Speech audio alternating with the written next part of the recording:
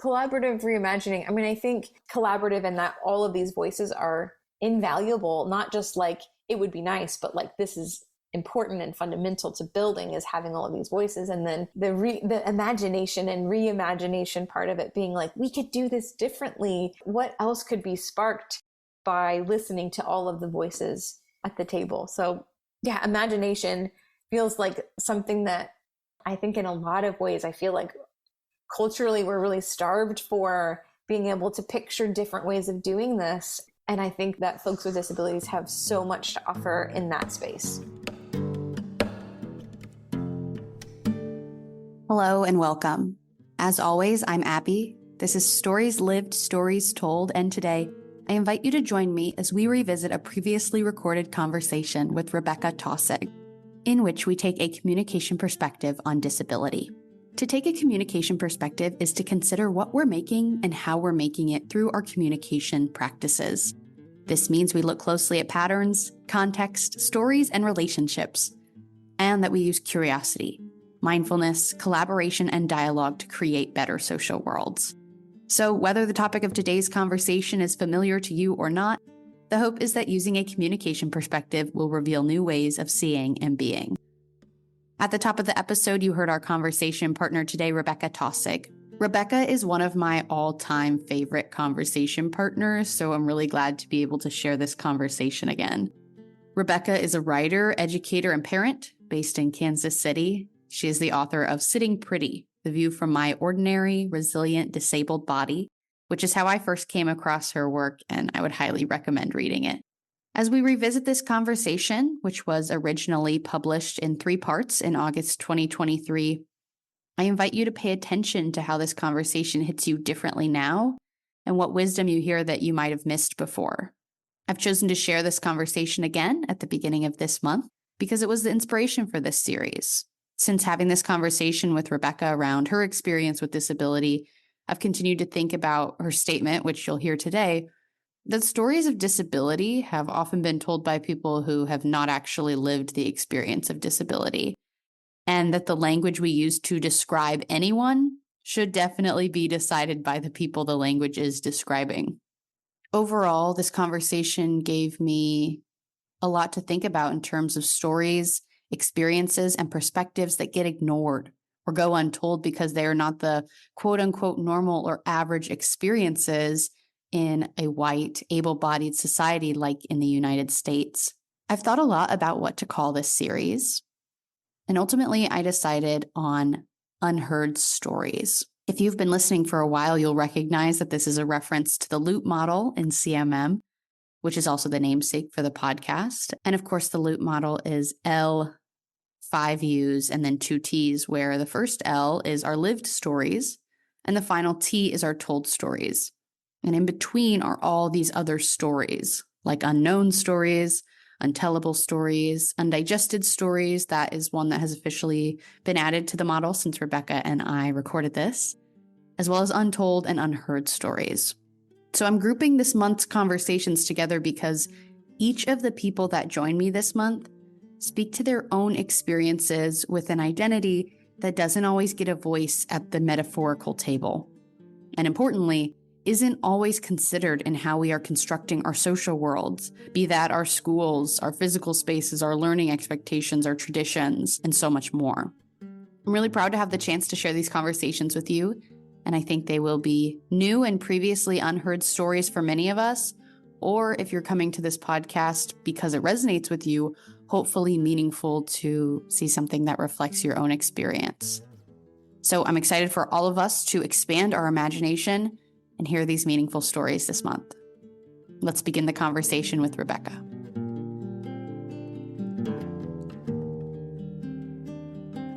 Hi, Rebekah. Thank you so much for being here. I'm really thrilled to be here. I could not be more excited about this conversation. I'm so excited to get to hear more about your story, your perspective, and all of the things that I think we are going to relate on about storytelling and all of it.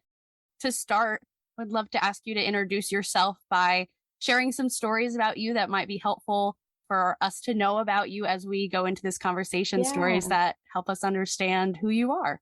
Yeah, I love that as an introductory question. Normally it's like, what is your bio? But this is great. This is great. I mean, I think when I think about storytelling that has shaped me in one way or another, I mean, a lot of it has to do with a lack of storytelling or an erasure from storytelling. So like growing up using a wheelchair, I became paralyzed around the age of 3. And so I have used a wheelchair for the vast majority of my life. And growing up, as you like kind of look out at the world around you and try to make sense of what this place is about and how you fit into it, for the most part, there was just sort of a giant lack of storytelling that included anyone that looked like me or moved like me or had a story like me. So I think in a lot of ways, the lack of stories was a big part of how I came to think about myself and imagine my future.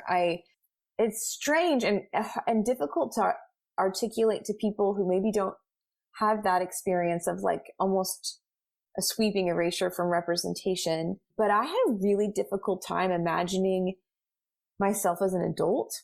And I've talked with a lot of other folks with this, like who grew up with disabilities that have voiced similar things, which was surprising to me. Interesting. Yeah. When I heard that from others. And I think there's a number of reasons for that. And one of which might be just that you're immersed in medical spaces that are always pointing out the ways that your body is not working the way that other bodies are. And so you kind of learn to think that your body is just on the brink of something, I guess. But I think part of it is just not seeing any representation or story or model of what a life of adulthood could look like for you. And so it's sort of assuming I must fall off the edge somewhere. So I think that was part of it for me, but also the representation that would have been there, or the stories that I would have been consuming, which I was an avid consumer of. Like I immersed myself in the world of every kind of storytelling in books and magazines and TV shows and movies. And I grew up in the 90s. So I watched like all of the 90s rom-coms 45 times in a row. And so I did have a lot of pictures of like girlhood and womanhood and like what stories of girls were supposed to be. And for anyone that grew up in the 90s, it's like there was just a flood of stories about weddings and marriage, and it's all like Runaway Bride and My Best Friend's Wedding and maybe Fat Greek Wedding. And it's like, those are in my mind. I think that I felt like as a girl, there were only so many positive storylines to choose from, and that like getting married and maybe by extension having a family in my mind felt like the ideal route, but disability never intersected with that path. And so it felt like this impossible double bind of like, I don't know where there's no place for me to fit.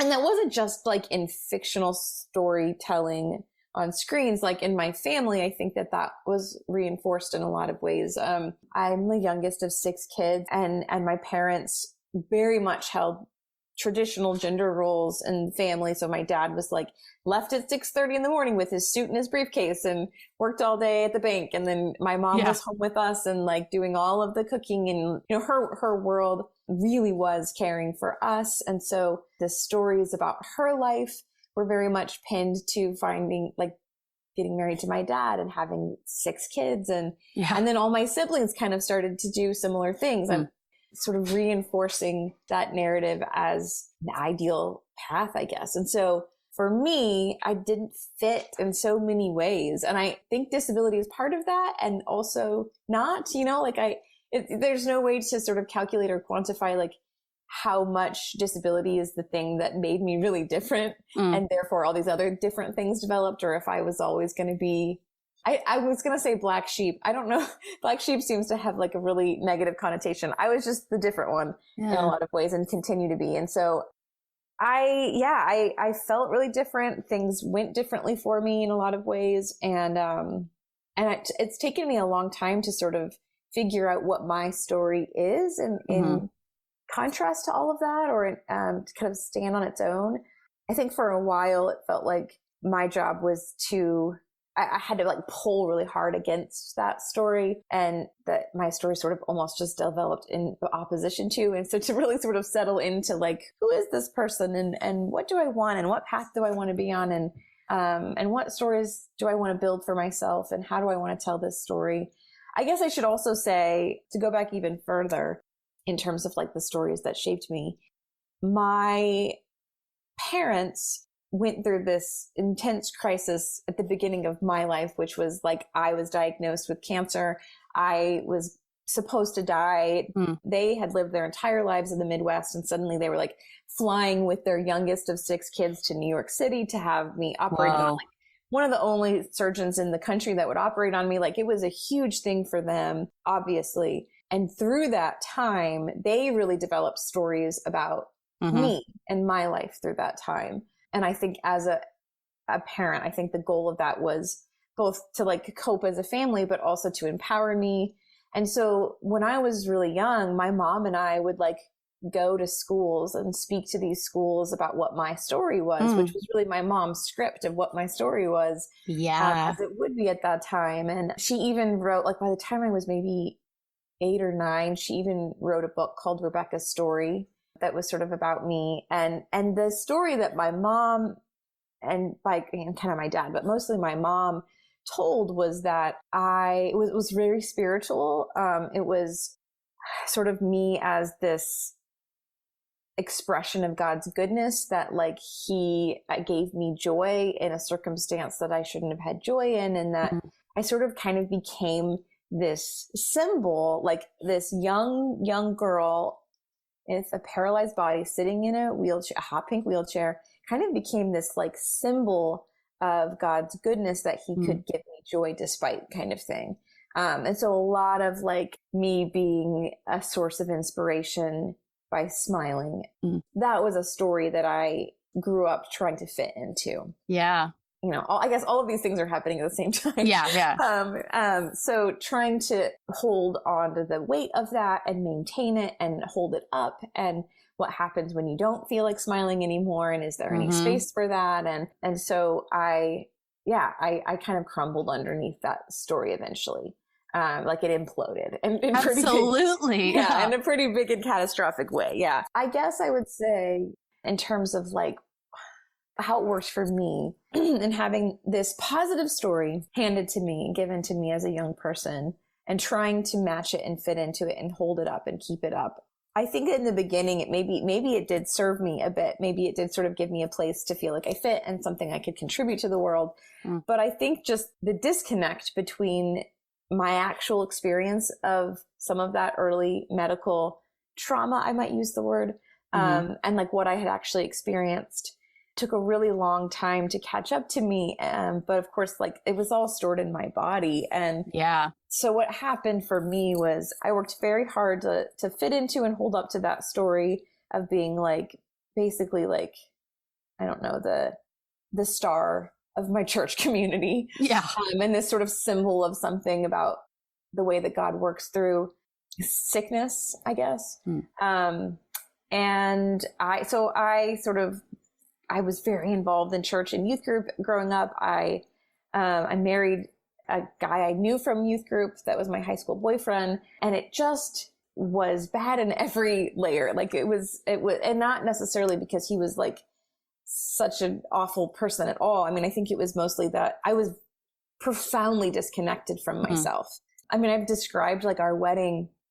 I felt like I was watching a movie. I was not even present. I was watching something happen, you know, probably from all of the wedding movies I'd watched growing up, right? Like this is the scene. But pretty soon after we got married, I think that basically my body had put up every red flag and I'd ignored every red flag.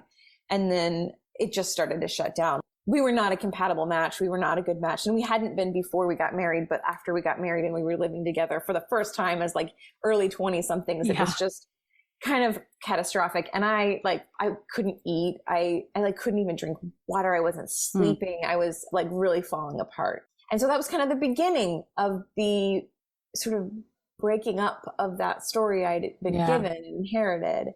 You know, the landscape was sort of decimated and empty. And it was this beginning of like rebuilding. And, you know, I think I'm still doing that. Absolutely. Yeah. Aren't we all? Yeah. As we should be. I think that makes sense. But yeah, I guess that's the beginning of the stories. And hopefully that tells people some things about me. I think that probably tells people maybe even more than they want to know, but that's, yeah, that was the beginning. I think that is a great place to start this conversation. In what I'm hearing when you were talking is kind of generally talking about, here are the stories I inherited on a number of levels, but really emblematic of those is your mom writing Rebekah's story. And specifically the naming of that is so fascinating because it is specifically not your story. It is Rebekah's mom's story. Yes. It's from her perspective. Yeah. And your stories obviously include the same events. Yeah. But you experience them so differently. Yeah. And if it really was Rebekah's story and was what you would have written about that at that time, which is really probably maybe the other name for your actual book that you have written, Sitting Pretty, is Rebekah's story, parentheses, Rebekah's story, because that was your perspective. And that's just so interesting and valuable, I think, for people to understand like the many, many layers or perspectives that a single story can have. Yeah.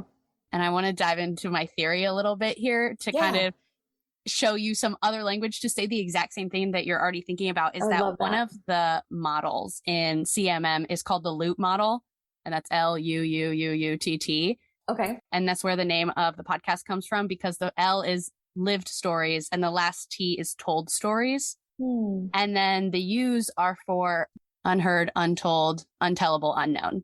And then the other T is for storytelling, because that's the act. And really, those U's could go on forever. There's a lot of other versions that have other U's, but those were kind of the first four. And what we're getting at is that, first of all, there's a difference between the stories we live and the stories we tell.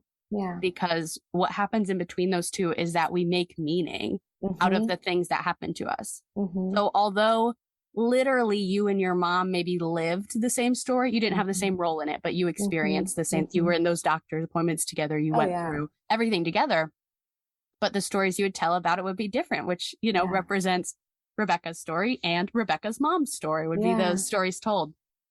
And then on a much bigger level, I think what you're talking about is that the stories that were then told to you about what womanhood was, about what adulthood was, you were not hearing stories about what adulthood looked like or what womanhood looked like in a wheelchair. Those were unheard stories for you. And maybe you're saying too, another layer I'll add is that an untellable story for you was maybe the point when you said, well, I don't want to smile anymore. Because there was no space left, maybe once your mom had kind of said, this is the story, this is what it is. There maybe felt like there wasn't space left for you to say, well, what about this other part of the story that you're not acknowledging?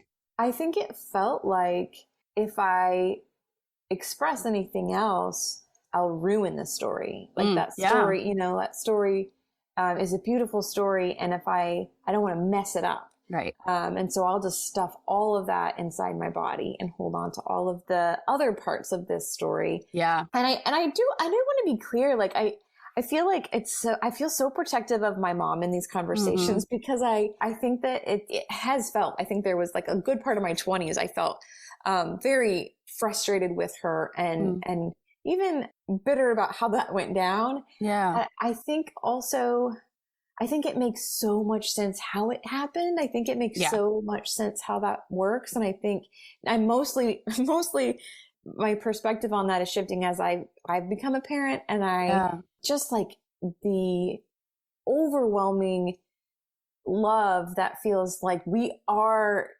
have to still be connected by major arteries because it feels that way, right? Like I feel like that, and how in her desire to, I can't even imagine the extra layer of the trauma that was happening and the suffering that she was watching her daughter, and how, of course, all of that was so well intentioned. And I think that's part of what makes it interesting too, is to see like how powerful and subtle storytelling can be, and how we translate that to each other in ways that we're not even aware of. Because she would say, if she was in this conversation with us, she would say, I wanted you to be able to cry. I wanted you to be able to express whatever pain you had. I mean, she did, but the narrative didn't have room for that. The story didn't have room for that. And that ultimately became more powerful than, like what she would have expressed verbally. Like, no, tell me if you're sad.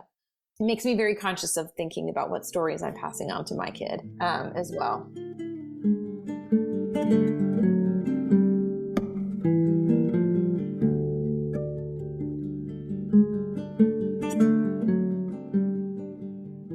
It's such a good point because, to use another, kind of communication term of pluralistic truths, is that our stories can all exist at the same time. It's not, there's not one capital T truth that we're all trying to work towards. It's what's true for you about your experience can exist at the same time of me knowing what's true for my experience. And those could be totally opposite things. Yeah. And so it's about how do we learn to live in this tension, in this complexity of all these stories that exist at the same time. I think of it like, maybe you could appreciate this because it's literally just like, I don't know the right word, like linguistic or grammatical reference. And I know you're an English person of like, I like the idea of both and. Yes. Like literally in a sentence, you would say, I am both tired and hungry. I am both whatever and whatever. And I like that in actual words. And then as like a concept of your mom both loves you and limited you in ways with this story. Yeah.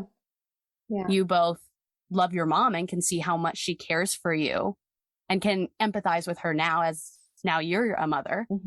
And you can still feel those feelings of, wow, I wish that hadn't gone down like that. Yeah. It's the both end of it all I think a lot of people struggle with that though, because it's really challenging to plant yourself in that gray area, in that tension between those stories. How do I hold both of these in my hands at the same time? Not looking for a right story or a wrong story. Yes. And it is the only way that makes sense to me. Like it is chaotic and blurry and like wobbly sometimes, but it's the only ground that actually feels sturdy to me because it is always, I mean, like I have this tattoo on my arm that says this too. And part of that is that idea of like, it's this and it's also this and it's also this too, right? Like it's all of these things at once. It has to be. It has to be. Yeah. Yeah. I think I resonate with that idea of a both and or a this too so much because for me growing up, the stories that I got were very black and white, right and wrong, good and bad. And then as I go out into the world on my own, I say, well, these experiences that I'm having, this newness that I'm experiencing does not fit neatly into these two piles. And so that is like my journey that I really still feel like I'm unpacking a lot of that. There's still, my instinct is to try to, simplify things down like that. And there's some things you can maybe think that you've simplified down or you could trick yourself into believing that fits, but it doesn't. And so, it's just a learning, I guess, of how to exist in that gray, which I don't have the like 5 steps of learning how to be in the tension. It's interesting. I feel like I don't know what it's like in other people's brains, but I think because I lived so bound so tightly up in only having a one note narrative and only letting it be one thing, that being unbound from that or opening up to the multiple stories at once, multiple truths at once felt so freeing, even though it was also sort of like a tornado of chaos. Like, wait, what? Expanding beyond that one note did feel so liberating to me that I can't imagine going back to any other way of being in the world, really. Here's where I want to go next is that, so yes, you've talked about the part of your life, which was not hearing any stories that resonated with you or looked like you or showed you what life could be like for you as a person in a wheelchair. You write in your book about when you started to hear those stories, or also when you yourself started to tell those stories and got the response that you did from other people. And so I'd love to hear about what it meant for you when you were able to seek out or stumble across stories where you did start to feel represented and what that shift was like for you. Oh my gosh. Okay. We have so much that we can talk about here.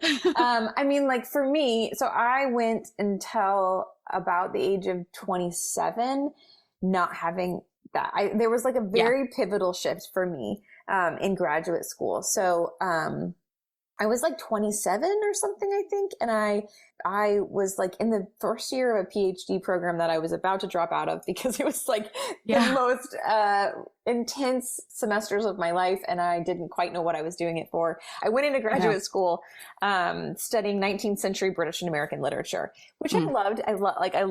I got my master's in 19th century British and American literature. And I loved the time period and I loved reading and analysis, but like, it was taking such a great toll on me to be in graduate school. And so I discovered I was about to drop out and someone sent me a little bit of reading, a chapter from a book called Enforcing Normalcy. And it was by a disability studies scholar, Leonard Davis. I didn't know that disability studies was a thing at all at that point, which it had been for a long time, but I had no idea. And reading that, so that wasn't even like necessarily what we think of as a traditional storytelling. It was just like theory. But it felt deeply personal to me to read that literature. And so that prompt, that spark, having just a little bit of language and framework to think about how disability has been conceptualized or the meaning that we put onto that experience, right? Exactly. As a culture, and sort of having a lens to analyze that differently or think about that differently completely changed me, like from the inside out. I mean, I've described it before. I think even in the book, I describe it. It felt like the physics of the world were changing around me in real time. Like the rules were changing, the way that this worked and how pieces fit together were changing. So I started writing at that point about my own experiences because suddenly I had 27 years of memories to rethink and process. And I had a new awareness in the moments I was having in everyday life. So I was writing about memories. I was writing about current moments unfolding in real time. And I ended up starting an Instagram account because I wanted, like a few things. I had been writing essays that I was trying to publish in literary journals. And that's just a really slow process, right? You send things out and you wait months to hear back from someone when they may or may not want it. And there was something really immediate about publishing it in this little online space. And also interactive. Like I was getting to talk to people about these things and hear from other people. So I started writing there and immediately floored that anyone cared at all about any of it. But I found so many other people with so many different kinds of, I mean, like disabilities, but also just embodiments and like experiences in the world where they felt unseen or unknown or erased or stigmatized for things. And so, like I started just devouring all of those stories in ways that were, I mean, it was like validating and seeing things that I thought I thought I was the only person on the planet who like would get stopped by strangers to pray for their healing. You know, I thought I was the only person who got comments from people about how lucky I was that my boyfriend was with me, you know, like all of these things. Yeah. And so that was validating, but it was also really, really cool to hear people tell stories that were different than mine and, you know, like had different ways of thinking about living in their bodies. And that was challenging and interesting to me. Yeah, that was like, that was 2015, which I guess is like almost 8 years ago. Crazy. Crazy. It's so wild. But I found so many humans in that space that, I mean, like in very tangible ways changed my life. And like even now, I think especially in some ways, especially now that I've become a mom and being able to connect with other moms, specifically moms who use wheelchairs, but all other moms with disabilities. I'm so grateful for it because what I've noticed from like the first minutes of becoming, like having my son with me, I was starting to tell a story about myself as a mom. Yeah. And it was not a kind story. And being able to have other moms who had an experience that was closer to mine than a mom who didn't use a wheelchair were able to like see those moments where what story I was writing and where and how, and help me reframe that in a point that felt really critical to me. And, you know, like I could feel myself writing this story in real time. Like I'm writing this story and I can see myself carrying this and into the future that I have with my son as he grows older, and to feel like, to have the perspective of other stories of motherhood that resemble mine more has been huge for me. Honestly, I'm not sure that my son would exist if I hadn't seen moms in wheelchairs on Instagram. That sounds like a silly thing to say. Like, how could social media be that powerful? Do we want it to be that powerful? But it changed what I imagined for myself and what I imagined was possible in a really tangible way.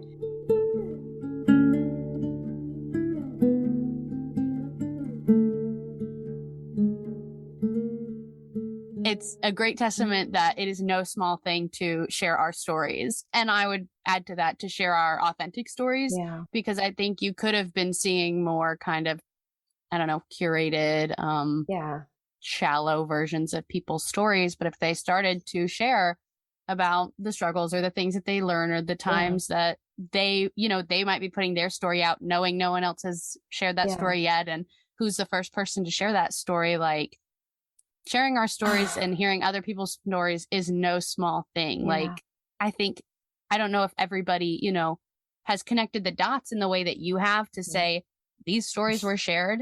I am different because of them now. Yeah. But whether people have connected the dots or not, I think that's happened to everybody, like in a good or bad way too, maybe. Like the stories that have shaped us, the stories that we've internalized that meant something to us could have been, kind of hurtful or limiting to what we thought about ourselves too. Yes. I think in particular, I mean, like, as we're talking about motherhood stories, I think that stories of motherhood are particularly fraught in that there is this right? Like, there's so many layers to the idea that we have about what motherhood should look like, and wanting to emulate that, and then wanting to show the world that we're successful in that. And then just perpetuating this myth that motherhood is, I don't know, that like, there's this version of perfection that is possible or worth striving after that can be really harmful. And I think that the way that happens is also slippery, in that, like, I understand why moms don't necessarily want to like share the like harder moments of parenting in public spaces, because we're also very critical of moms, and like, you're gonna get obliterated, scrutiny, and and especially for moms with disabilities. Like, I think it's very difficult to be honest about the thing. Like, as a mom with a disability, if you tell a story that includes something hard, you are in some ways validating the suspicions that people already have, is that you're not. Like, you're giving evidence to say that you're right, I shouldn't have done this, as opposed to saying like, disabled moms are moms in the whole scope of motherhood, and motherhood is hard, anyhow. No. And to your point, yes, about like authentic stories, the person I'm thinking of the most, Alex Wegman, is a mom of two. She has a disability that's similar to mine in that she uses a chair to get around. And the story I am specifically remembering that she shared before I found out I was pregnant, but was sort of trying to begin to imagine what motherhood would look like for me. She told a story about being like in a neighborhood with some other parents, and her kid was learning to ride a bike in this, like, I think a cul-de-sac or something. And he like got with outside of her range of being able to like help him anymore. And another parent swooped in to help him, and how she was piecing together, like, there is a story in which you could tell that would be like, I'm an insufficient mom because I wasn't the one to swoop in at that moment. As opposed to, I am building this interdependent web of support for my kids, and it's wonderful that they are in this space where another parent, like something along those lines of like, how am I telling, what story are we on or in, right? Absolutely.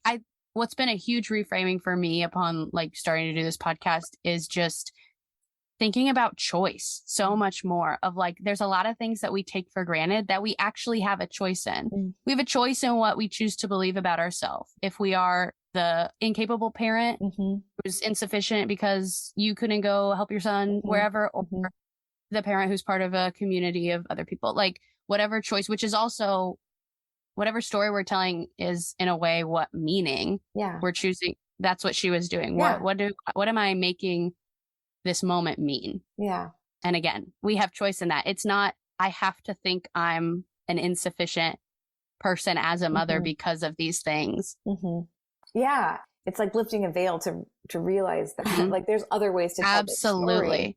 I think the thing that has been the most pivotal for me in reframing motherhood so far is like in a conversation I had with Alex about when I was getting my son. It was this period where I was like learning how to get my son in the car seat and get him out of the car seat by myself, which is, you know, like there's a different way of doing that as a mom who uses a wheelchair. Yeah. And, again, different, but not wrong. Yeah. There's a different, and I hadn't, you know, like I don't have a lot of examples of seeing that. And so kind of figuring it out myself. And I would like go to people's houses and they would come out to the car to greet us, and they would kind of just go to get my son out of the car seat and pull him out for me, which was really frustrating to me because I was working on this routine and I wanted to be the one that was sort of the transition for him of like, now we're at this new space and let me like bring you into this new space. And so I was like kind of like ranting and venting to Alex about that. I said something like, I can do it faster anyways. Like they're just like getting in the way of what I could do better kind of thing. And Alex said, you know what, even if you didn't do it faster, you still get to do that. Yeah. And so for me, that became this huge reframe in like the pace that my son's name is Otto, the pace that we have in the world. And so like we are the last people to leave the school parking lot every single day, because we move really slowly, and I like lean into that. I relish that. That becomes like, we get to make eye contact. I pause to look at what he's holding in his hand. I do a little nose wiggle with him. Like we move slow. Yeah. And I love that about us, as opposed to, and I think that the pressure that I would have felt on myself with a different story is like all the other parents are moving so fast.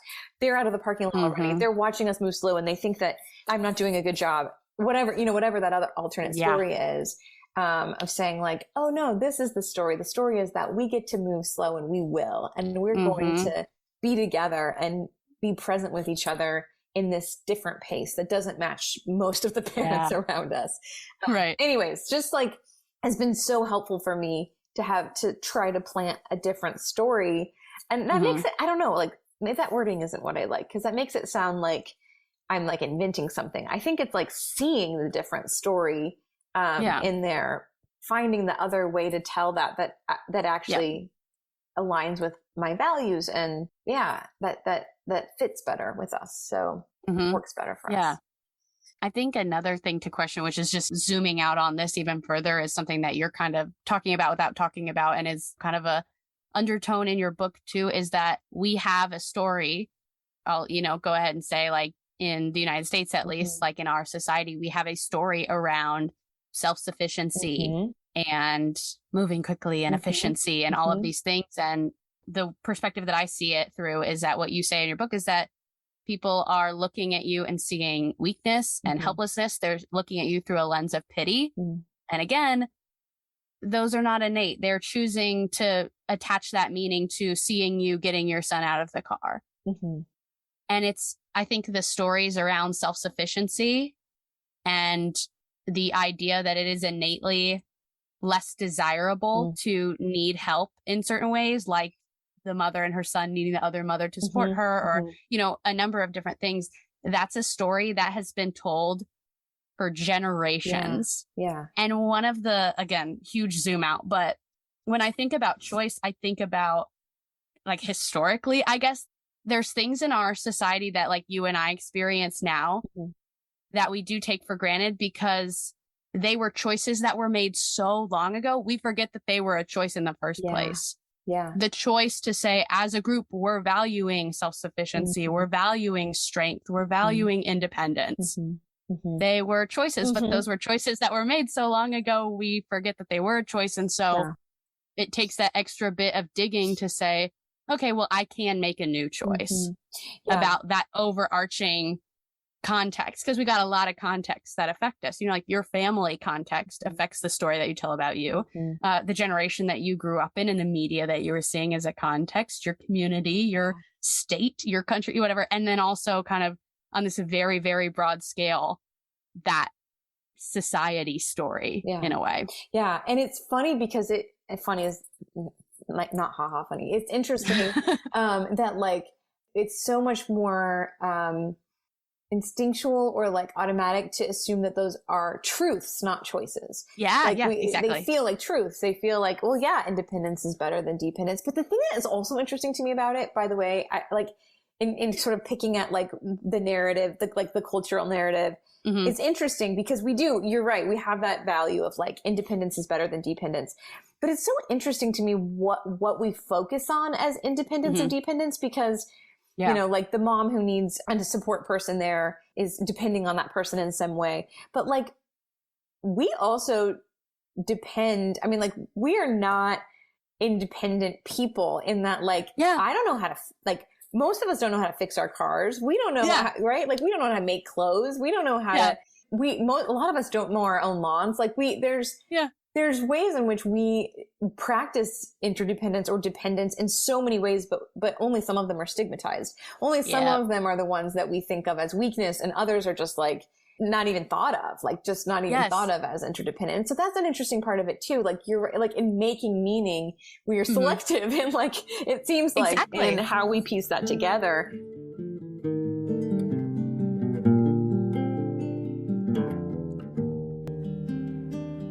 I think that parents with disabilities in a lot of ways are just, what I've started to see is that like we're really good managers of like figuring out who we need to support and when. And that just maybe looks different than the management that you do. And when you take your car in to get its oil changed, like it's just a different, it's the same thing with different parts maybe, or something like that. But it is interesting how much of that is taken for granted and assumed is just like, truth, and this is how it is. Every single thing I encounter, I want to be saying, well, what does that mean? Or why does it mean that? You know, like just be asking those questions, be doing that reframing, be making those choices. What you're bringing me back to is that I would say one of the most like paradigm shifting concepts in your book is the idea that everything is already an accommodation. So why are we so hard pressed to add a couple more to our, especially maybe like our physical world that would help people who move around the world differently than people who move on two functioning legs? That includes them. And that I think is just so important and fits into that same paradigm of like, what do we consider good independence, or what do we, you know, rely on of like, somebody said stairs work for a lot of these people. Let's make stairs, or just like the way that a car is designed. It's all an accommodation to some human bodies. Some kind of imagined notion of an average body. Exactly. And so why not just keep accommodating and accommodating and accommodating? You know, it's like, he doesn't put anybody out to like be more accommodating to people. I don't know. I just think that's such an important realization to have, to see it's not, oh, my body is normal and I don't need accommodations and that person does. It's, I just happen to have this body that's already, it is built into society to accommodate me. Yes. And we don't think about those as accommodations. We don't think about like cups and clothes and doorknobs and I've never thought about it like that until you said it. And now I keep thinking about it. And you're like, actually, this has already been built by someone, and someone made design choices thinking about a certain kind of hand, or, you know, like, I mean, essentially that gets at the idea of universal design, and that like, when we design, like we have this notion of what an average body is, but when we design for bodies that are on the edges of whatever average is, then we create these spaces and classrooms and curriculum, and that works for more of us, or hopefully all of us. It's a lot that we take for granted, for sure. Yeah. Again, I want to bring up my favorite phrase from your book that you used was collaborative reimagination. And I want to ask you, you know, in the spirit of CMM, what does that mean to you? But I also want to point out that like that the conversation we are already having is already about collaborative reimagination. And I specifically, I know I can get into the weeds here because you also are a lover of words. The reimagination points to what I was just saying about a choice. This was already imagined. When someone said, we value independence, we value, this is the way our society is set up, this is the way we function, blah, blah, blah. That was one imagination of the way things could be. Let's reimagine the way things could be. The layer on top of that being in a collaborative way with all of these other voices that were not at that original imagination table. Yeah. that could be a part of it now. Once you see it and say it, it feels strange that there was a time when you didn't see it or say it. Like the idea that like this was imagined, this was created, this people sat at a table, you know, like people made decisions and that can change like that. I don't even know how old I was when that I realized like, oh, this could be different. We could do this differently. Actually, it's not just like gravity, like it has to work only in one way. Yeah. Sometimes it can feel that way, or people seem to propose that that's the case, but it's not. So collaborative reimagining, I mean, I think the collaborative piece of it to me feels so important because there's so many different experiences, embodiments, people living here, and so many people who have not been involved in the shaping of how all of this looks. And so it feels like, how would we possibly know how to build something that works for all of us if we're not listening to all of us, if we don't all have a voice to speak into this? And I think about that a lot, even just with like, since my book came out, I get invited to speak at places, and a lot of people have questions for me about how to make things more accessible or inclusive in a workspace. And I feel like it feels strange to me because I feel like, well, I mean, like, I'm glad that you're asking me. I'm one voice. I can only speak to one part of this, especially if we're having a conversation about like disability and access. Like I have a visible physical disability that I've had since childhood. There's so much that fits under the umbrella of disability, and that the needs and supports required in those experiences are really different. And so it feels like we need all of these voices to build something. And then, yes, like you mentioned, like the reimagining part, I think to me, imagination became such a big word as I was working on that book, because it felt like over and over and over again, like typically disability is framed as like this problem to solve or overcome. Yeah. And to me, I like dug into my stories and the things I wanted to say in that book. It felt like so much like, to me, disability is like this prompt for imagination. Like when you look to disability and the experience of people with disabilities, you are prompted to imagine something different that you wouldn't have thought of otherwise, that you wouldn't have, you know? Yeah. Even like the tools that we have, like closed captioning, was made for people who are deaf and hard of hearing. There was a prompt there that this could be a tool, and it was not easy. Like there was a lot of resistance to that. Right. Yeah. And then once you lean into that and you see what comes of leaning into deafness or being hard of hearing, and this thing pops up that didn't exist before. Right. And then that becomes this tool that like now everybody is reliant on.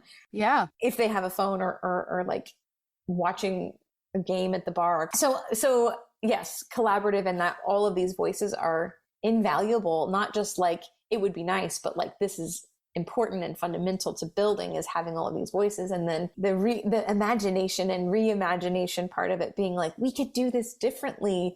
What else could be sparked by listening to all of the voices at the table? So yeah, imagination feels like something that I think in a lot of ways, I feel like culturally we're really starved for being able to picture different ways of doing this. And I think that folks with disabilities have so much to offer in that space. Just while we're kind of talking about, you know, this kind of language and what it means to us, I just kind of popped in my head the other day as I was thinking about our conversation, is that a couple of years ago, I'm just curious, like how you feel about this language, is that someone that I worked with, I heard them use the word disabled, as in differently abled, instead of disabled. And I remember thinking like, oh, I hear where she's coming from, but I was like, I wonder how you feel about that language, or what that language or that distinction means to you. Yeah. Oh my gosh, this is such a good question. And I feel like we could do a whole podcast on language. Yeah. Oh, absolutely. I mean, like where to start? I think part of it that is interesting with words like disabled, I've never heard it that way, but, or like I've heard differently abled or things like that, is that I mean, there's layers to unpack there, because I do appreciate the attempt of like, I think that the purpose of that is an attempt at creating some kind of equality, or like not stigmatizing one kind of ability over another. Yeah. But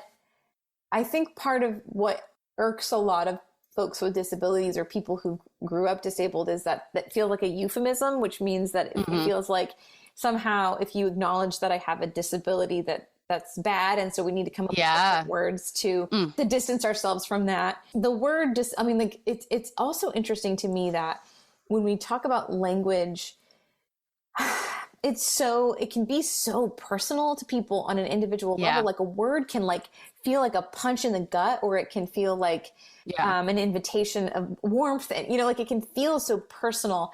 And when you think about the experience of disability being so personal, there are people that have very strong feelings about the words that we choose.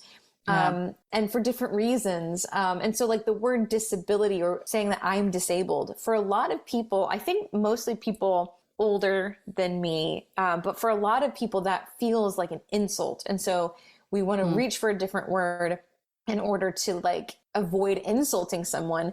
But I think for a lot of people of my generation and younger, is that there has been sort of this embrace of an experience as an identity and a culture. And so there's pride in the saying I'm disabled. It's a part of me. It's built into my body. So it's a part of my stories, and there's pride in that. And I think part of why the word disabled is latched onto maybe is that there's a lot of momentum behind that word anyways. Like that word is built into legislation. And so it's not really going anywhere. And so I think that, right? Like, and I think that like reaching for that word in particular might be because it is already established in some way. And so there's reclaiming of identity in a word that is not going anywhere.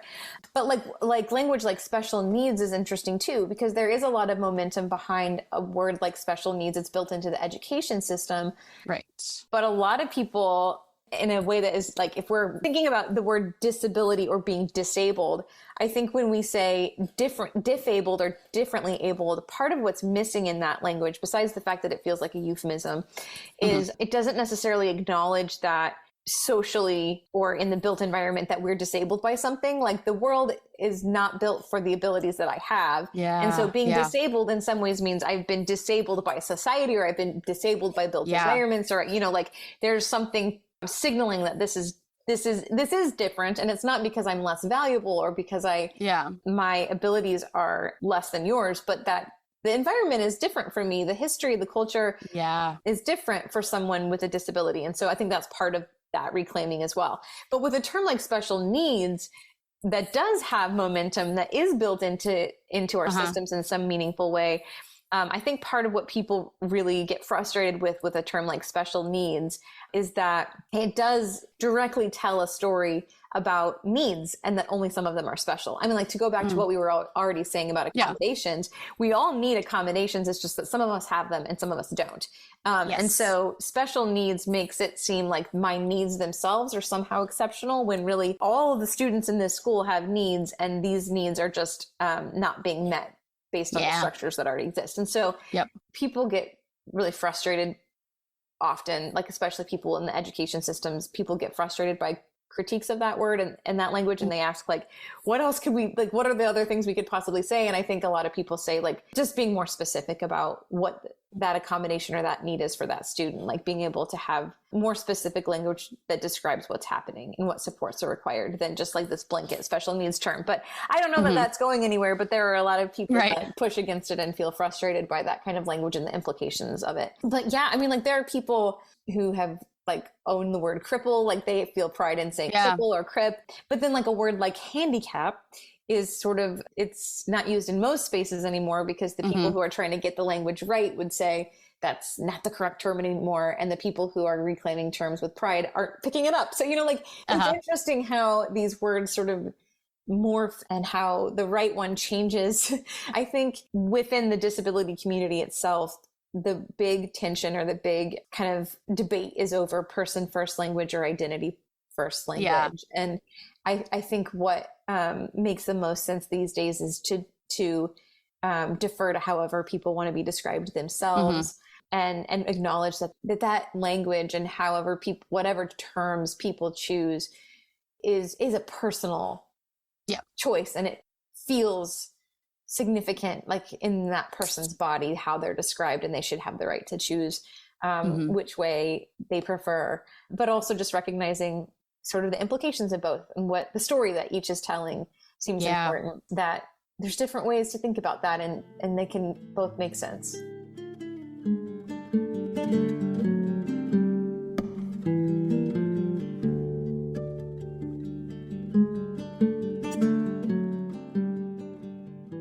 to reiterate what you said at the beginning, I'm not hearing everything you just said and say, yep, that's that on that. This is how people with disabilities feel about these words. That's what Rebekah feels about these words. And that, again, a pluralistic truth that can be true. And at the same time, someone could feel entirely differently. But I think it is, what we're almost getting into with disability is the difference between like the literal definition and then the connotations that we hear around it. Because I can, again, understand maybe some kind of like altruistic purpose behind someone saying that someone is disabled, differently abled instead of disabled, as an attempt to try to highlight the fact that the abilities that the person have are different rather than bad or undesirable, which maybe disabled feels like those are the connotations of that because it's maybe historically seen as like a negative descriptor. But like you're getting at, disabled is almost like if you've described yourself or understood yourself to be disabled your whole life in maybe a neutral kind of way of just like, this is just something I am or something I have, then disabled is almost like you should feel bad about that. Yeah. Where it doesn't have to be. Like you're saying, it can be a reclaiming. And I especially love the distinction of, I know there's, some language you said like person first. I know that would maybe be like someone saying like, you are a disabled person or you are a person with a disability. And so there's that distinction between like, I am or I have.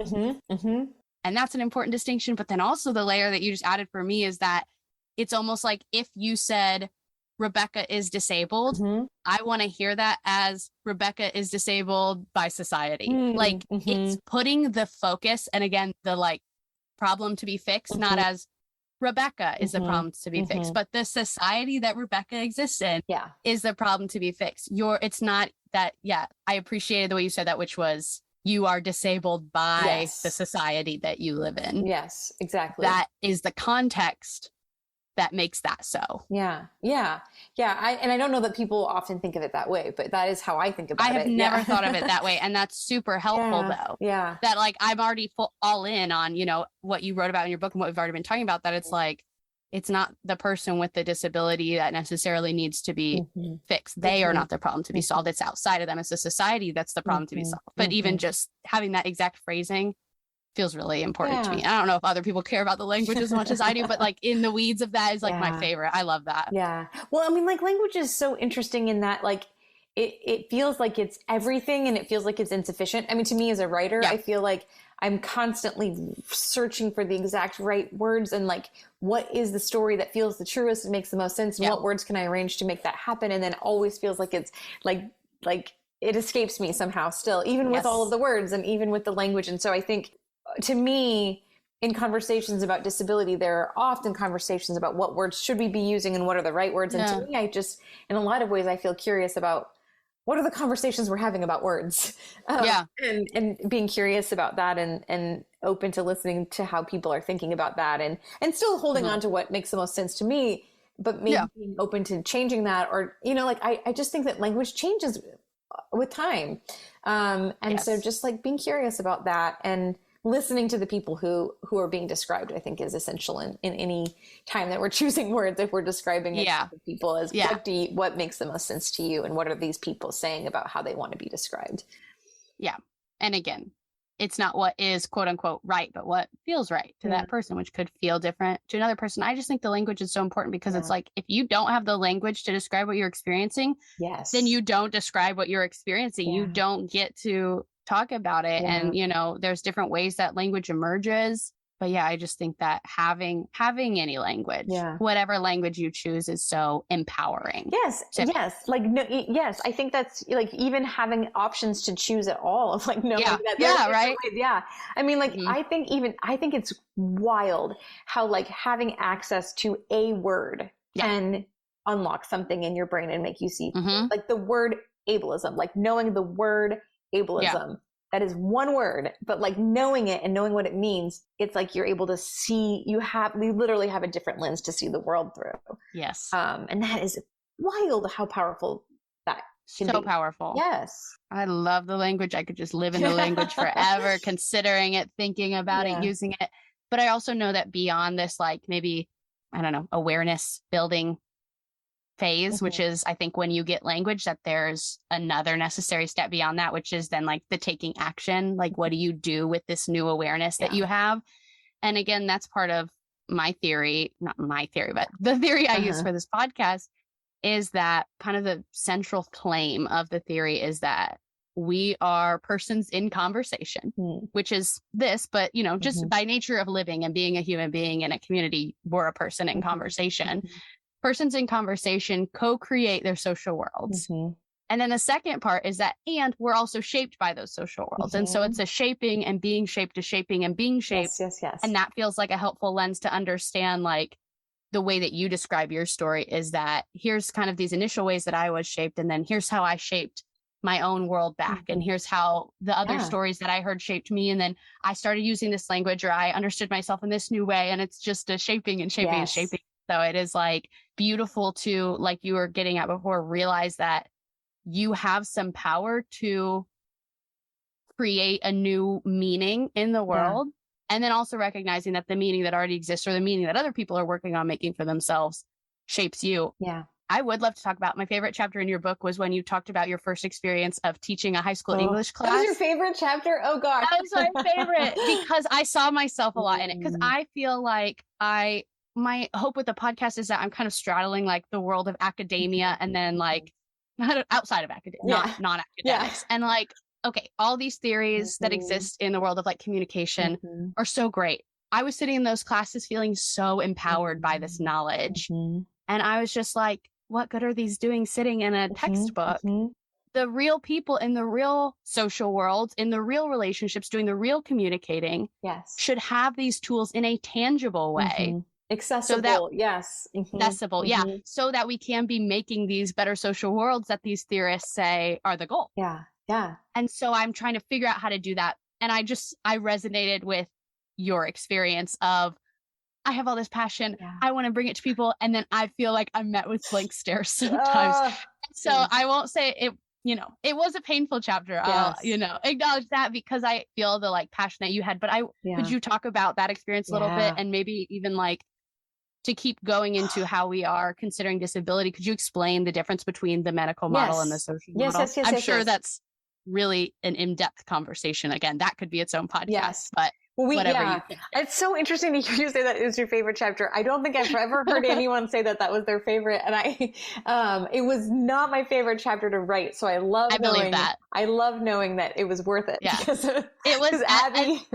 If not favorite, it was a very meaningful chapter is what I'll say. Well, there's a lot there, right? There's a lot packed into that chapter. So I after I graduated, like I finished, we talked a little bit earlier about like finding this theory in graduate school and having my world transformed through it. And it felt like, maybe similarly to you, it felt like if people just know these things, like the only problem is that they just don't know them. And so if I can tell them, then that's how we like fix this, you know, the whole problem of discrimination of disability. Like we'll just start in the classrooms and I'll just tell them. And I was really hopeful and idealistic. And there were a number of layers to what made that hard. I didn't go into the book about, I got a job teaching at a very small independent high school. Like a very rigorous, everyone is going to go to Ivy Leagues kind of school. And so I was very excited because I was going to like get to challenge these already like academically minded, like ready for a challenge, intellectual challenge kind of thing. I was the new teacher at this school. And part of the dynamic that I don't really go into in the book is that like, they had thought they were going to have a different teacher that semester. So it was like the seniors of the school. They were like, we made it this far. We know the drill way more than you do. And we were expecting this other teacher. And then suddenly we're thrown into like disability literature. Like what they had, you know, so there was already that it's just like, wasn't what they were expecting. Right. And so there was that hurdle. And I was the new teacher and there was that hurdle. And I dove head first into teaching this course with very little awareness of like how personally I would feel everything. And so often when we're teaching, there's at least some kind of distance between like the text and it was like, I mean, like at a certain point in the semester, as sort of like this desperate attempt to make things feel personal and real to them, I even like shared my Instagram account with them. So I was like, it could not be more personal what I was teaching them. And you know, it's interesting. Anyone who works with people understands the phenomenon of like when you have 20 people in front of you and 2 of them don't connect with what you're saying, it's so easy to focus on those two. Yeah. And so there were just like a handful of kids. One class in particular was a little bit harder, of students that were really resistant to anything I was trying to share with them. And so maybe this is a good point to segue into some of what I was trying to teach them. And one of the things we talked about at the very front end of the semester was these different models of disability, which is essentially different lenses for how we can look at disability in the world around us. And the 2 really prominent frameworks would be the medical model and the social model. And the medical model is really the default model that we have tended to look at disability. We've looked at disability through that lens for a really long time. Another word for it is the individual model. Which I kind of prefer. The medical model suggests that all of these things take place in hospitals and with doctors, and that's not the case. It's really kind of the crux of the difference between these models is where you locate the problem. Do we locate the problem within the individual disabled body and mind, or do we locate the problem in the context and environment and society surrounding that disability? And so the illustration that I gave them was just like this cartoon of a woman sitting in a wheelchair at the bottom of a flight of stairs. And do we look at that situation and say that woman would be better off if we could fix her disability and she could walk, and she probably should just go somewhere else because this place isn't suitable for her? Or do we look at the building and say, like, there are other ways we could design this, and how silly that we hadn't thought that we should have, multiple points of entry? That's kind of the major shift. And that's a really like basic big blocks example. Sure. But it's also, interestingly enough, I hadn't read Judy Heumann's memoir when I taught that class because it hadn't been written yet. But Judy Heumann has a disability activist, Judy Heumann. Are you familiar with Judy Heumann? I follow her on Instagram. Okay. I know she just passed away. She did, I believe, in March. Right? She just passed away. I followed away. her on Instagram when I followed a bunch of other people based on the resources that you have at the back of your book. So you led me to her. Oh, great. Oh, that's cool. Well, she is a huge part of disability history and activism, and is a huge reason why things have changed in legislation the way that it has. But she, in her memoir, she's kind of talking about what the world was like when she was growing up. And when she went to college, it was like a completely inaccessible college campus. And she, like in her dorm, the only bathroom she could access was up a flight of stairs. And so every time she wanted to go to the bathroom, she would have to recruit someone to carry her up those stairs, like every time. So you think about the mental toll of that, and like how that would shape your relationships. And that's just one example of what things were like on that campus. Yeah. Talk about dependence. Yeah. Yeah. And how that would shape your experience so profoundly. And so the president at the school where she attended was quoted in the school newspaper as saying that he believed that disabled students should not attend this university because it would be psychologically traumatic for them. So like, if you think about the lenses there, right? Like, is the problem these kids trying to attend this school, or is the problem this campus that would be psychologically traumatic for some of the students, right? Like for students that want to attend. And so that was the beginning of the conversation with these students. And several of them just had a very difficult time understanding disability as anything other than like a biological defect, like something is broken in this prototype of a human, and this is like, almost like a toaster that is broken or something, right? Like, what else is it other than a broken toaster? So there was a lot of that. There was, there were students who like just could not, how would I describe this? Like, I had them write these journals over the course of the semester. I called them metacognitive journals, and that they were like thinking about their thinking as we went through this course, which was maybe something I shouldn't have read. I don't know if I should have read that because maybe I didn't need to know those things. But a lot of them, the way that they would talk about their own thoughts on disability was full of a lot of like pity and condescension is how I would interpret it. But I think it was difficult for them to see that as anything other than positive, because they felt like they were being compassionate and empathetic. And And so there were like parts of it that were sticky, and it was like, and so at one point in the semester, we watched the film Me Before You. Are you familiar with this one? Okay. Just for anyone listening who isn't, it's a pretty much resounding response from the disability community as a bit of horror, based on a book. And it's supposed to be a love story about a man who's injured in an accident and becomes a quadriplegic. And he ends up falling in love with a woman who's been hired to be a care worker for him. And in the end of the movie, it's framed almost as this act of love to protect her from having to care for him. He ends his life. So we watched that movie, and in my mind, the critique of that was so obvious and clear that I don't even remember how I set it up, but I was just expecting us to sort of examine the ways that this narrative, not only, how it was harmful, how it didn't even accurately represent disability in a lot of real ways, like scene by scene, like the scenes that they put together were kind of absurd to me.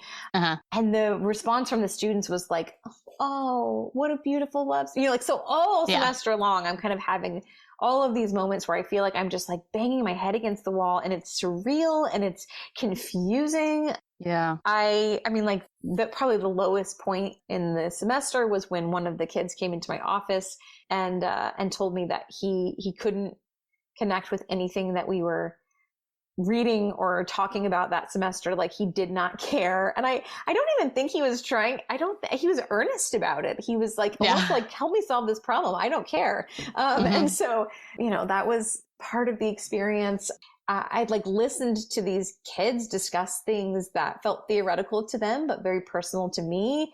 Yeah. So thinking about wouldn't the world be better if disability didn't exist? And there's no way that the only visibly disabled person in that room, is not taking a lot of that on into my body and feeling a lot of things. And so it ended up that we made it through the semester.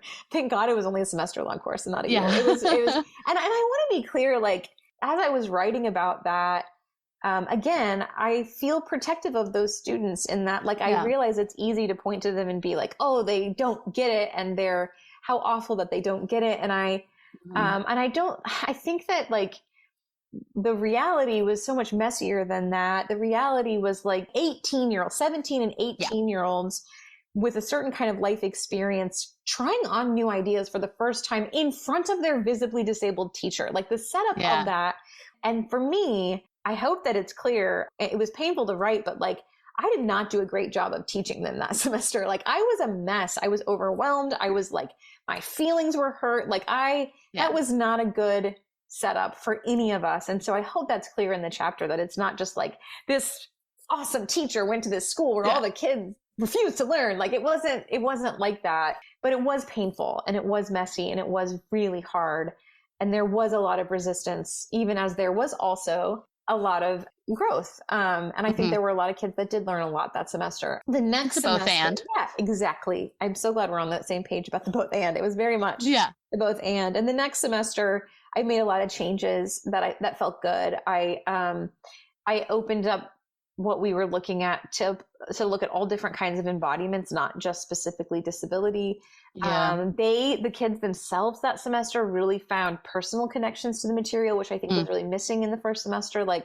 They were able to connect. A lot of students in that class had ADHD. And so there were interesting conversations about that as a diagnosis and an experience. I slowly, I felt like I learned a little bit more how to approach that conversation in a way that protected me and allowed them more opportunities to connect. But, oh gosh, it was awful. It was so rough. It was so rough. And I'm honestly, I am glad for the experience. I think I saw and learned a lot, but it was very painful and not fun to write about. So I'm glad you got things out of it. Yeah. Yes, when I say it's my favorite, I don't need to be like, God, I loved watching you struggle. But what I mean is that I think that the stories that we most want to hear are the messy ones. And the stories that we most need to hear are the messy ones. The stories we most need to hear from other people, and coincidentally are the hardest to tell for ourselves.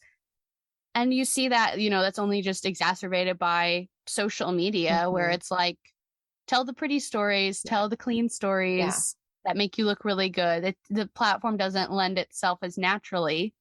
It's not that you can't tell those stories, but just doesn't maybe come as naturally to tell the, messier stories. The times when you failed, the times when you learned, the times when you made mistakes, and you could now look back and say, oh, I learned a lot at that time. But I just think those stories are so important to share. And that's part of, some of those stories are our untold stories because we've been told that we should feel shame about them, or that we should feel embarrassed, or that there's no space here for those kinds of stories. We don't want those stories. Yeah. We don't want those stories.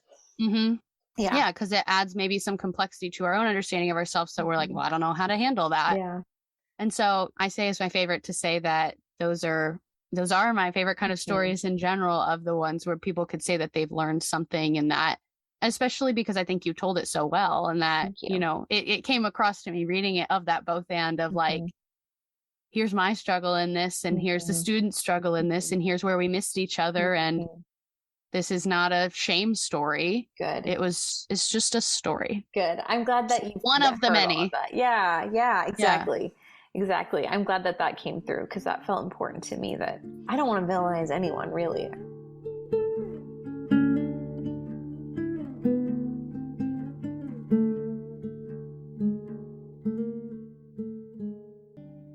So, I have your book heavily sticky noted, and I'll say that there's 2 sticky notes before the actual book even starts. So I have one on your dedication and one in the preface. And the way you start the preface, which I see as an act of contextualizing the book, is that you start with awe. So that very much resonates with me. I love the ideas of awe and wonder in our lives, and seeking those out and using those as lenses. And so I just wanted to ask about awe in your life, and what brings you awe, and what does it mean to you? Oh, I love that question. I mean, I think the awe that I felt in the book was, and I still feel around the book, is how I could put words into a little document that I would send to an editor, that would get printed on the pages of a book, that would end up in a library that you would walk by. Like, that is unbelievable to me. It is still unbelievable to me. I mean, I know people read books, and that seems more commonplace to me, that they would read my book feels like, that feels, that these personal things that have occurred in my life would be meaningful to other people, and that we could connect over that, it fills me with awe. I think, gosh, especially over the last few years, that a lot of that awe was dimmed just by how hard things have felt, and how much suffering and frustration and disconnection that there has been over the last few years started to dim some of that awe and make me feel naive for having it at certain points. And I think I have felt that slowly returning a little bit. I have gotten to, so when this book came out in August of 2020, I didn't go on a book tour. I did a lot of Zooms from the same little tiny room in my house as and my son was just born, so we really weren't going anywhere. And in the last 6 months or so, I have been able to meet more groups of people around this book. And I think that awe has just sort of blossomed and bloomed even more in thinking. I just went to Northeast Nebraska, Norfolk, Nebraska, this like small town in Nebraska that did a community read around my book. And so they gave away free copies to anyone who wanted one in the town. And they did all of this programming around disability, and like for the people living in that community, they did they had like a whole pamphlet full of free programming that they put on for the community. So, and it involved things like, they would listen to a chapter of the book every week and do puzzles in color while they listened to it at the library. And they That's adorable. It was amazing. And they did, they had this puppet troupe come that every puppeteer had a disability, and their puppet had that same disability. And they put on this puppet show for preschoolers, and then the preschoolers could ask questions to the puppeteers, and then they could ask questions to the puppets. And they, they brought the, sort of the city planners to a panel, and they had them listening to people in the community with disabilities talk about their experiences in that town, and strategize ways to actually, this library needs a new parking space, and this building needs a curb cut. And this place should have an adult changing station, very tangible, specific, but also big picture theoretical. And that's just one example of people that I've met that I have felt so much awe over, that in this what has felt like this bleak streak of like humans don't care about each other anymore, and like we can't work together because we can't agree on anything, and like seeing these little pockets of humans that are building something beautiful and with curiosity and like listening and collaboration has made me feel like, oh, right, this is what we are as humans and what we can be. So I felt awe about that. I have to say, probably like at least 4 times a day, I feel complete awe looking at my son's face. Like, how did we make you? And this is wild that you are here with your own brain and your own words that you would choose and your own preferences. And it's I feel awe even just like hearing his voice and seeing his face makes me feel awe. I think I think that I feel a lot of, and have like for a lot of my life have felt a lot of awe about the fact, you know, like we're here, that humans, like what are we doing? That we exist at all, that we've made anything, that we can pick words and make sounds with our mouths that mean things to each other. Like I feel awe about that. So I do feel a lot of awe, and I'm grateful that I feel some of the awe that had dimmed sort of start to plump up again as I get to have these experiences. And that's not to say, I mean, like our favorite theme of this podcast episode, the both and, it's not to say that there is not also a lot to work against and a lot of weariness and suffering that very much still exists around us. But I think that I was, for a bit, felt like I was kind of drowning in that and only being able to see that. And maybe the awe is increased in just the contrast of what is also happening and what is also true. Yeah, I think it's so true that the joy and the beauty exist at the exact same time, if not in the exact same moments as like the pain and the suffering.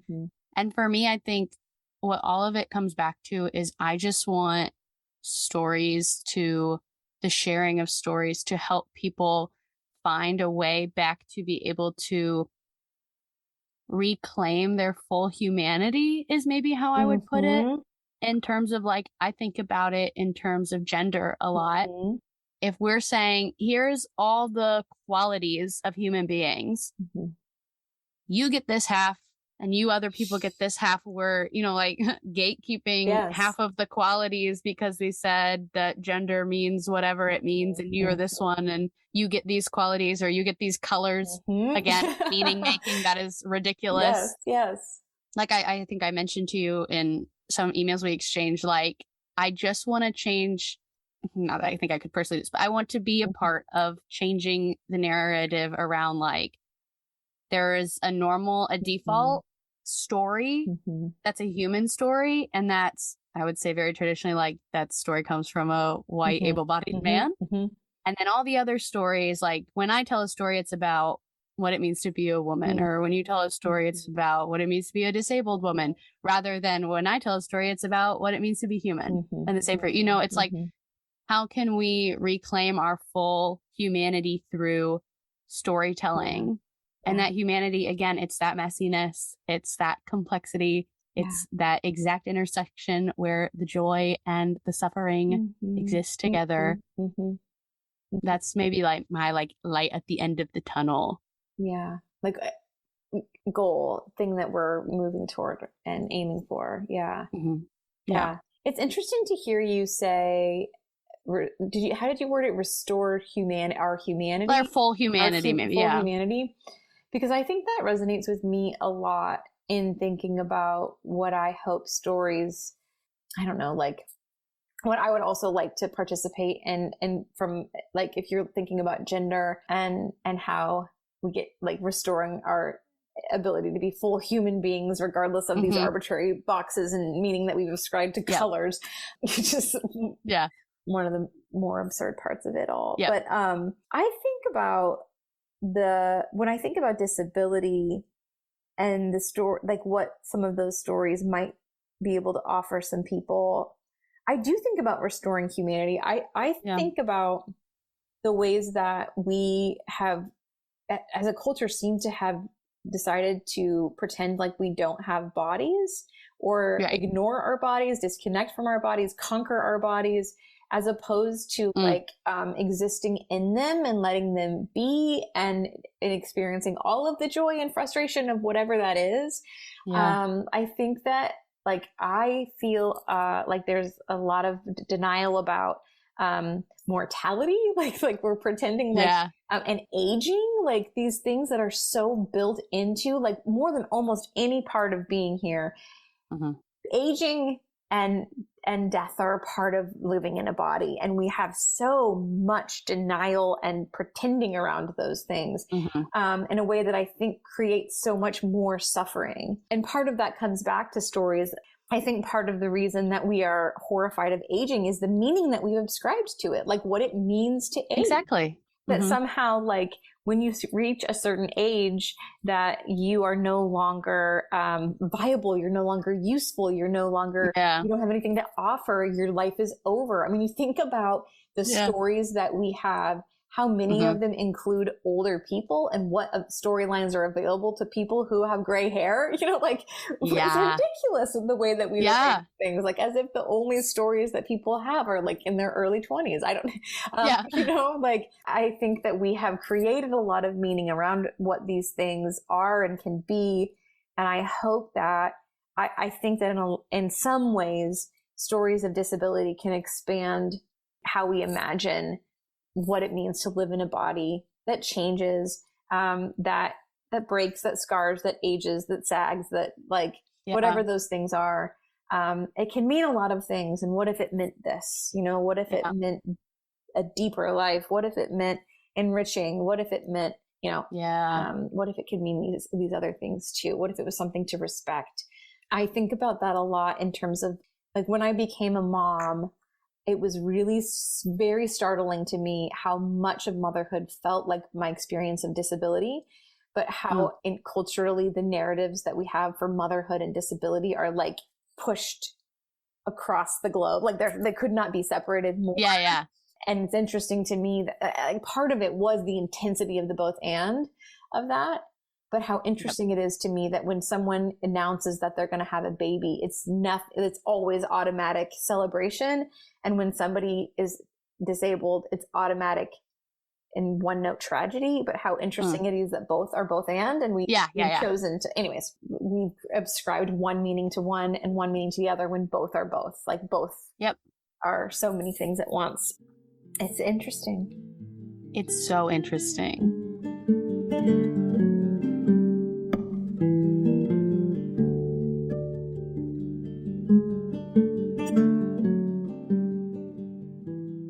I think segueing us perfectly into this note that I want to end on, which is, I kind of see as just like an opportunity to kind of like recap our conversation using the language of CMM of what is your definition or your vision for what a better social world could look like.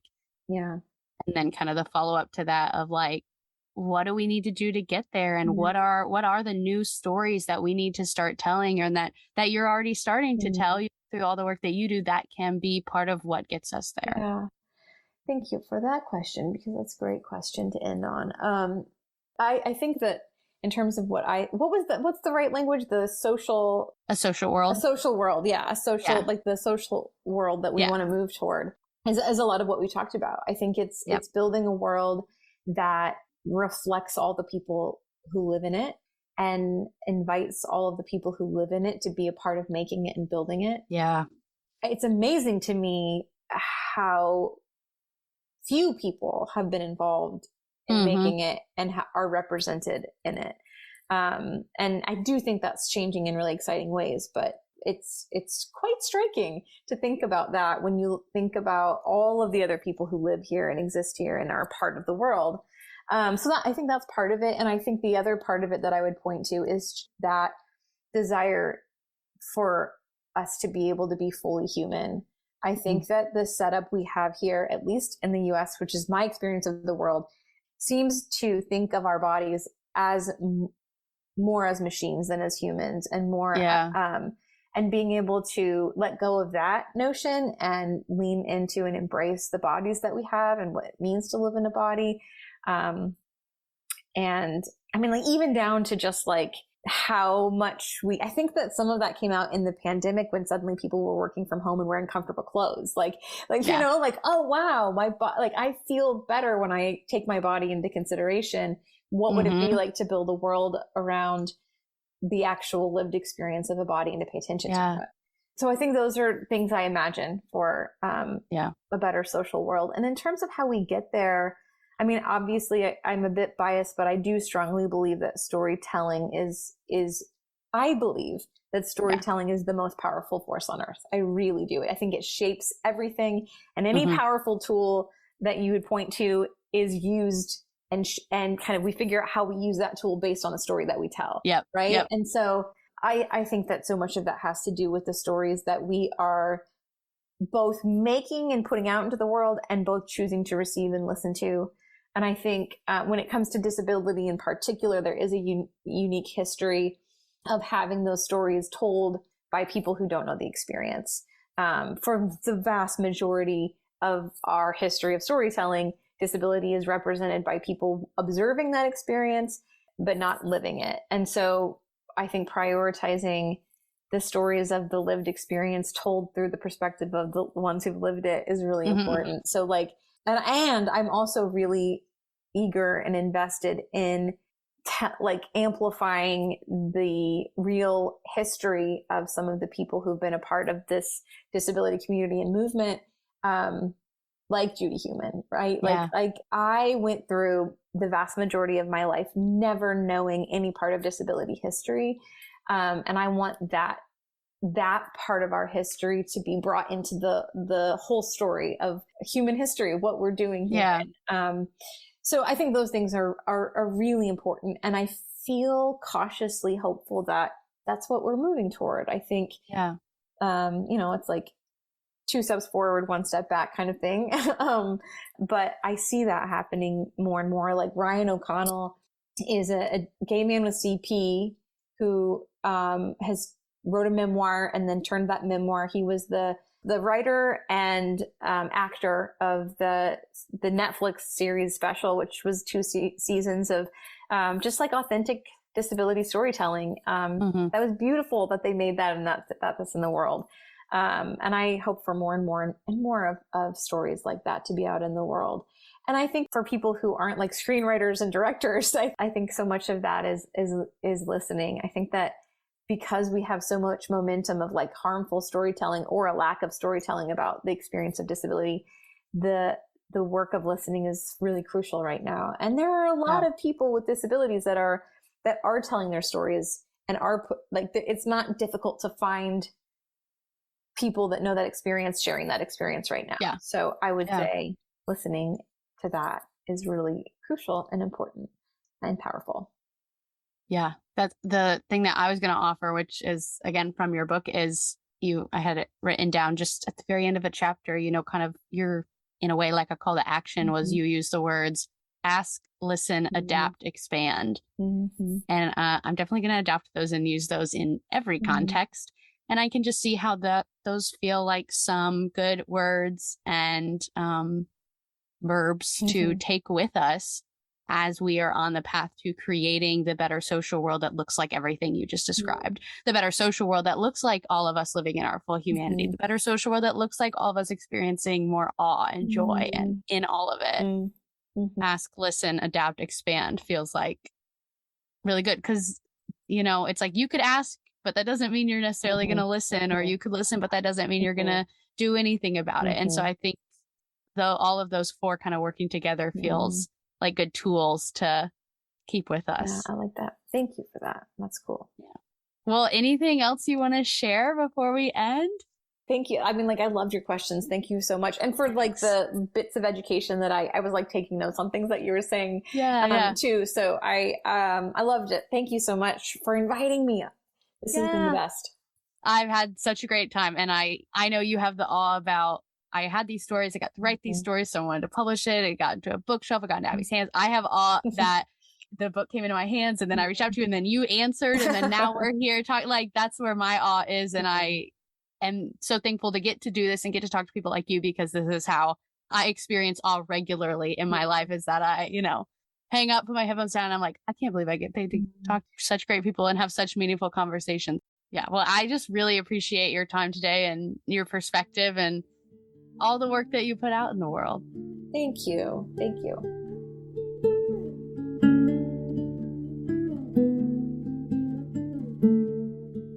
Okay, that is all for our conversation with Rebekah.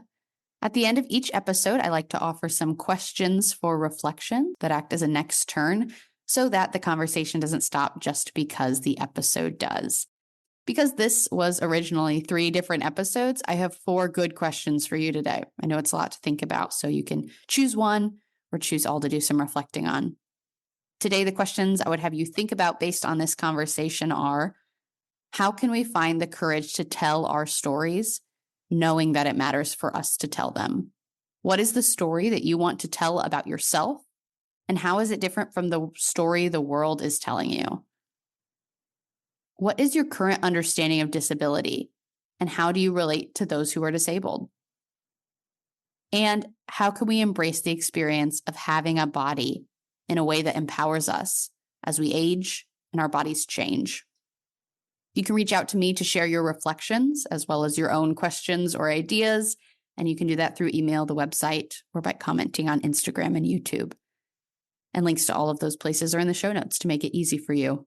The reason I invite you to share your reflections with me is to stay in dialogue. Of course, that is such a value of this podcast. So some other great ways to stay in dialogue is to follow the show wherever you listen, leave a rating and review, which helps to get this podcast in front of more people.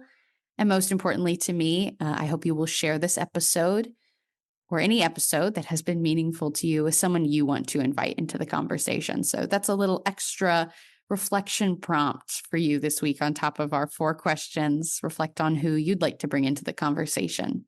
I am supported by the CMM Institute for Personal and Social Evolution. This podcast is just one of many initiatives designed to create space for more conversations that help us construct better social worlds. You can learn more about the CMM Institute and our other initiatives like Cosmopolis, Cosmo Activities, and our new Substack at the links that I have included in the show notes. Thank you for showing up. Thank you for being curious. And thank you for being a part of this story. I'm Abbie, and this has been Stories Lived, Stories Told.